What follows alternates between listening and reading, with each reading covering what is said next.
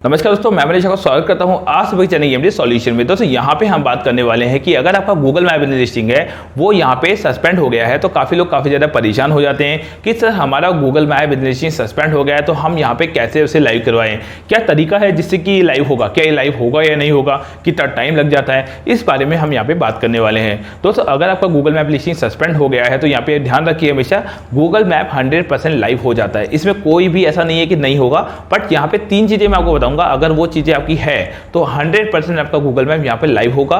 पर पहले ये चीज़ ध्यान रखना है कि टाइम कितना लगेगा इस बारे में बात करेंगे और लाइव कैसे होगा इस बारे में बात करेंगे। सबसे इंपॉर्टेंट चीज़ ये है कि अगर आपका गूगल मैप आज बना है और आज ही यहाँ पे सस्पेंड हो गया तो ऐसी लिस्टिंगों पे काम करने से आपका टाइम खराब होगा, ऐसी लिस्टिंगों पे काम करने का कोई मतलब नहीं है। अब यहाँ पे हम बात करते हैं कि मान लीजिए आपका गूगल मैप बिजनेस लिस्टिंग पुराना है तो ऐसी लिस्टिंग है जो कि आज नहीं बनी है, 15 दिन 20 दिन 1 महीना 1.5 महीना 2 साल 3 साल 4 साल 5 साल 10 साल हो चुके हैं, यानी काफ़ी ज़्यादा पुरानी है या 5 महीने पुरानी है या फिर 6 महीने पुरानी है, बट चली हुई होनी चाहिए। उस गूगल माय बिजनेस के ऊपर अगर अपन काम करते हैं तो वो लिस्टिंग यहाँ पे लाइव हो जाती है। अब काम करने का मतलब क्या है कि कई लोग क्या करते हैं, जब गूगल माय बिजनेस को बनाते हैं, बनाते समय वो क्या करते हैं, ध्यान नहीं रखते हैं, बिजनेस का नाम बड़ा कर दिया, बिजनेस का नाम कैपिटल में कर दिया, सिटी का नाम कुछ भी डाल दिया, यहाँ पे सर्विस एरिया भर दिए, यहाँ पे अपने डिस्क्रिप्शन कुछ भी डाल दिया, यहाँ पे इन्फॉर्मेशन कुछ भी फिल कर दी, कोई भी फोटो उठा के डाल दी। तो ऐसा कुछ होता है कि उस वक्त तो अपडेट हो जाता है, बट समय के साथ में क्या होता है कि जब गूगल उनको स्कैन कर लेता है, सर्च कर लेता है, तो वो आपकी लिस्टिंग को पेनल्टी दे देता है और आपकी लिस्टिंग टेकन डाउन हो जाती है। तो सबसे इंपॉर्टेंट चीज़ होती है कि जो लिस्टिंगों में दिक्कत करिए ना, पहले उसको बिल्कुल करेक्टली ठीक करना है। कई लोग क्या करते हैं, खुद से उनको पता नहीं होता, नॉलेज नहीं होता, पढ़ते नहीं है उसके अंदर, और वो खुद से उस चीज़ को ठीक करते हैं, आधी अधूरी ठीक करके फॉर्म भर देते हैं और वापस रिजेक्शन आ जाता है, जिससे उनको क्या होता है, वो सोचते हैं कि मैं ट्राई कर लेता हूँ, हो जाती है तो ठीक है, वरना फिर बाद में कहीं करवाऊंगा। तो उसमें भी अपना एक ध्यान रखिएगा, आपने फॉर्म भर दिया, आपने ध्यान नहीं रखा लिस्टिंग में, अगर आपके टेकन डाउन हुई, आपने फॉर्म भरा 3 से 7 दिन तो वैसे खराब हो गए, 3 दिन बाद मान लीजिए आपका मेल आ गया कि भैया लिस्टिंग नॉट एलिजिबल है, या आपने गूगल टीम से कम्युनिकेशन कर लिया कि भैया लिस्टिंग आपकी नॉट एलिजिबल था। अगर आप कहीं और भी जाएंगे ना तो आपको 7 से 10 दिन तो और देने पड़ जाएंगे। क्यों?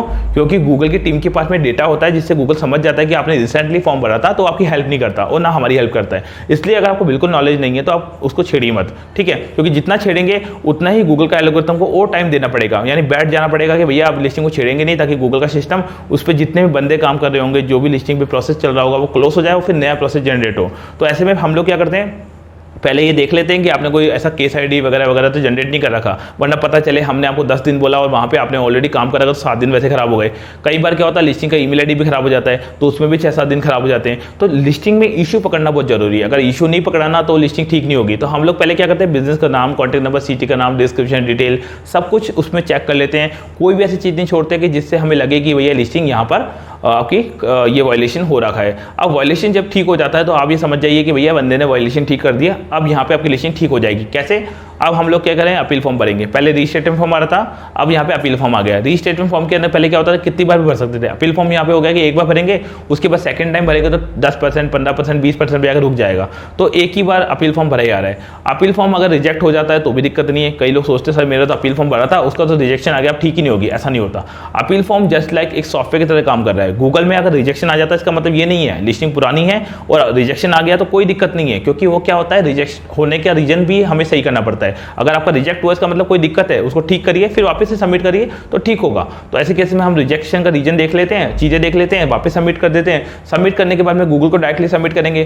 गूगल को डायरेक्ट सबमिट करने के बाद में क्या होता है कि जो चीजें गूगल प्रूफ मांगता है, लाइक आपका दुकान के बाहर बैनर लगा हो या विजिटिंग कार्ड हो, बिल बुक हो, जितना अच्छा डॉक्यूमेंटेशन गूगल को देंगे ना उतना जल्दी आपका लिस्टिंग ठीक होगा। तो हम लोग यहाँ पे क्या करते हैं, जिसके बाद डॉक्यूमेंटेशन होते हैं उसका वेल एंड गुड है, बहुत अच्छा है, जल्दी से ठीक होगा। जिसके बाद डॉक्यूमेंट नहीं होता उनको थोड़ा पेशेंस रखना पड़ता है, क्योंकि उनकी लिस्टिंग इंपॉर्टेंट है बट उनके पास डॉक्यूमेंट नहीं है। तो उसमें हम लोगों को खुद से बहुत सारी चीज़ें मैनेज करनी पड़ती है, देखनी पड़ती है, जिससे कि थोड़ा टाइम भी लग जाता है, बट यहाँ पे लिस्टिंग कैसे न कैसे करके ठीक हो जाती है। तो अगर आपकी लिस्टिंग आपको ठीक करवानी है या सस्पेंशन चली गई है, आप चाहते हैं कि सर मेरी लिस्टिंग गूगल में सस्पेंड हो गई, मैंने काफ़ी ट्राई कर लिया है, तो हम हमें कॉन्टैक्ट कर सकते हैं। साथ ही हमारे पास और भी तरीके हैं जिससे कि लिस्टिंग के जो रिव्यू रेटिंग्स वगैरह है वो वापस से नई लिस्टिंग में शिफ्ट भी की जा सकती है या फिर मैनेज भी की जा सकती है। तो अगर आपकी लिस्टिंग सस्पेंड हो गई है तो मुझे दी नंबर पर कॉन्टैक्ट करना ना भूलें।